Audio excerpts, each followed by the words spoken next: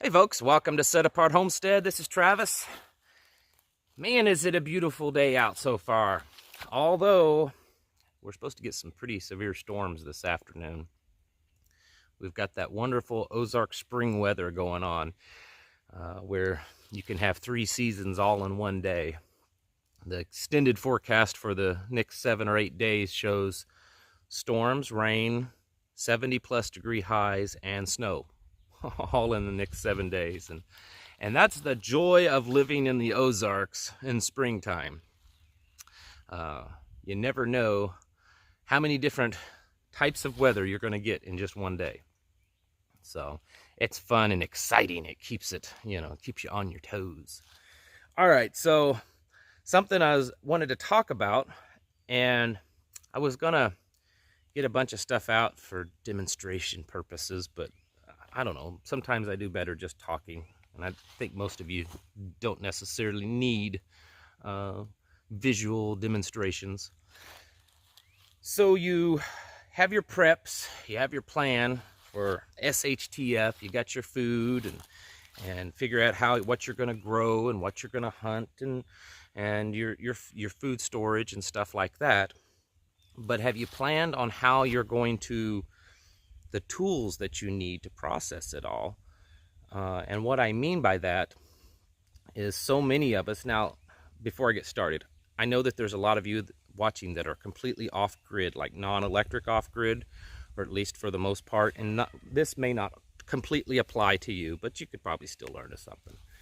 Anyways, most of us, whether we, just buy pre-processed food at the store and cooking at home, or if we cook whole, all natural foods, we use equipment to process it or to cook it. And a lot of times that equipment, most times, it's electrical. So do you have a plan in place of cooking tools, different things that you need around your place that you plan to use to survive if you do not have electricity? I think it's very important. I know that a lot of people look at different scenarios that they, and I do too, to plan for this type of scenario and this one and this one. And of course, one of them is, an EMP or a failure of the electric grid. And that's a big possibility. I think it's one of the more likely scenarios. But in just about every scenario, the odds of having no or limited electricity are very good. If you look in just recent history of the last few decades between our nation and other countries that has experienced some type of catastrophe, natural disasters, terrorism, different things, one of the first failures is the electric grid. It either completely collapses or, it's such a strain is put on it that there's lots of brownouts, or the electric companies or the government starts, rationing it down. And so you don't have full access to it. But the point is that in many, many different scenarios that you can plan for, the odds of having no or very limited electricity are very good. So you need to plan for that. The things the appliances that you use, whether it's refrigeration, a blender, mixers, all those types of things. If you're planning on using those to process and to cook your foods and all that type of thing, what are you going to do if you don't have electricity? And an example of that is it's very common for people to store up grains and whole grains and corn and beans and stuff like that.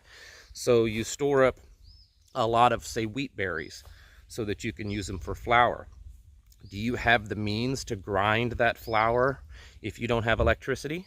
Meaning, do you have a hand crank grinder? I understand that you might say, well, I've got a generator, and that's probably going to do you, but there are situations where that may not always work. What if you run out of fuel? What if there are fuel shortages? An EMP, and I'm not an expert on an EMP, but it could potentially affect some of those items depending on, if they're on and that sort of thing. So it's always a good idea to have non-electric backups. Tools that you would use, if you're solely dependent upon you know, electric drills and stuff like that will, or a chainsaw. And I know that's gas, but what do you do if you don't have fuel, or if you don't have electricity? Do you have backups? That's also something to prepare for. And it's not always as expensive and burdensome as you think. A lot of these items can be found like at yard sales and flea markets. People used to use most of these items really not that long ago. Something as simple as the little hand crank egg beaters, as opposed to a mixer. If you're baking, cooking, those types of things. These are items that are good to have on hand. And for those of us and those of you that are truly off grid, completely electric free or very limited electricity, a lot of times you're already using those things.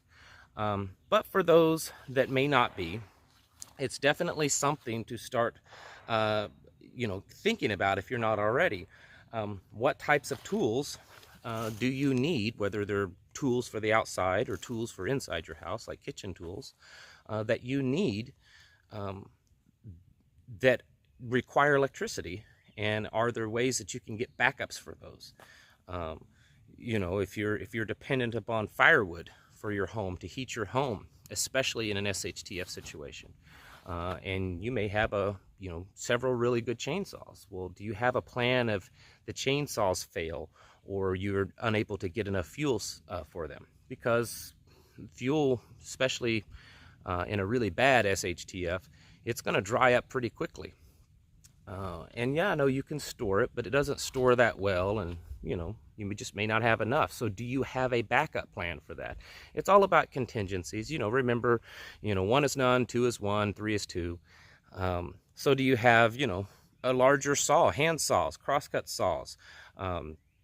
In your kitchen, do you have certain kitchen implements to cook and to process your food the way that you need it to cook your food? Do you have if your only cooking source in your home is an electric stove, do you have an alternative backup? Do you have propane stove, some type of gas stove? Do you have a setup where you can cook with wood fire if need be?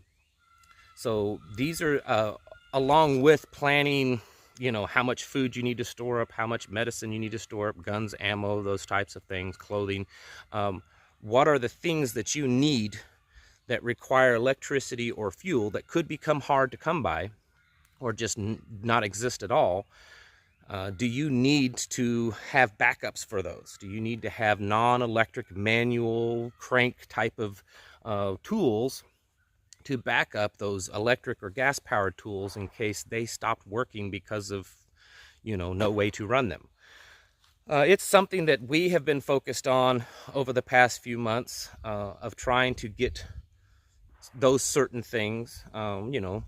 Hand crank grinders, meat grinders, hand crank meat saws and meat cutters, wood saws, manual crosscut saws, those types of things that we may not use on a daily basis, because hey, I'm not out here trying to act like I'm some true mountain man. If I need to cut a tree down, I'm gonna go get my chainsaw and cut a tree down. But if my chainsaw doesn't run because all the fuel's dried up, and I need to cut a tree down, what do? So you need to have backups for that. And like I said, it's not as expensive as you think, at least around here. I mean, I can go to swap meets and yard sales out here in the country, and I can find that kind of stuff all day long.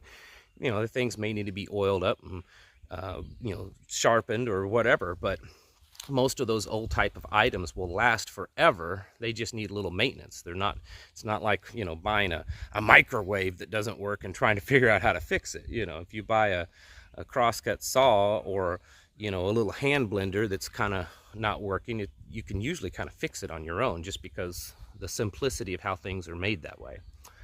If you're wanting new, for those of you that aren't aware of it, there's a company called Lehman's. I believe that's how it's pronounced. I'll try to remember to leave a link in the description.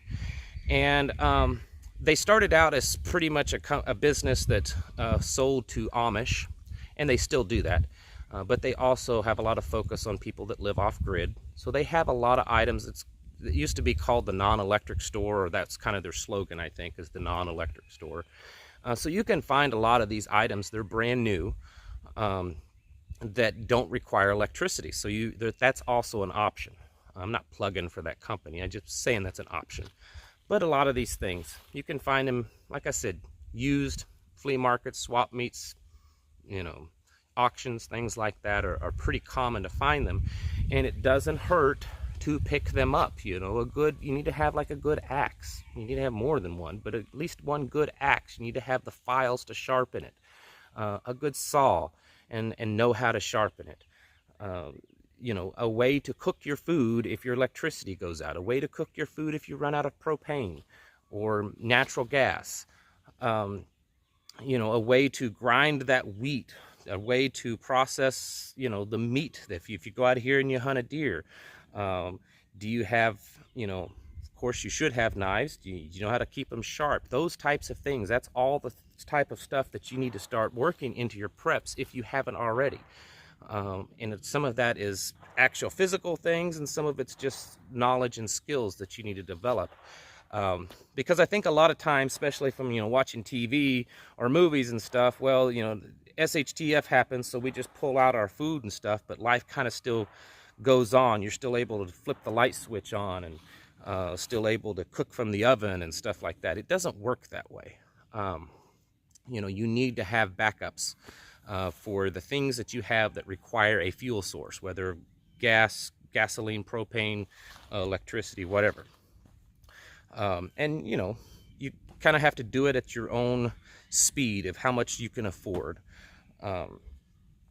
But I think it's something that maybe some of us kind of forget along the way. Do we have tools and the items that we need to kind of help us live and to utilize the food supplies or the gardening or the, using wood heat and stuff? Do we have backups to those if the more modern tools that we have fail for whatever reason? Because, the old crosscut saws are going to work when, a chainsaw doesn't, regardless of what brand of chainsaw it is. So it's something to think about and to start kind of evaluating. One of the things when I talk about, in videos like this of things to think about in your preps, and your prep plan, whether it's things you need to do or things you need to have, or what you're preparing for, it should never be something that's ever finished. Your plan should never be complete. You should always be a work in progress, always reevaluating it as you learn more, as you develop more skills, as you acquire more supplies. Go back and constantly reevaluate it. It should kind of be its own living, breathing thing. Anyways, all right, that's what I have for today. Thank you all for watching. I want to encourage you to, if you like these videos, if you don't, then I guess you don't have to do it. But if you like the videos, click the little thumbs up, likey button or whatever on YouTube. It helps kind of get my videos watched a little bit more. And if you really like them, you can subscribe and click on the little bell, little dealy thing right next to the subscribe button. And that way, when I upload a video, YouTube lets you know, or at least they're supposed to. They let you know that, hey, that crazy old goon over there at Homestead, Set Apart Homestead, uploaded a new video. But that kind of helps get the word out. More people see it, and I appreciate it a lot. All right, thank you all for watching, and I'm going to catch you in the next video.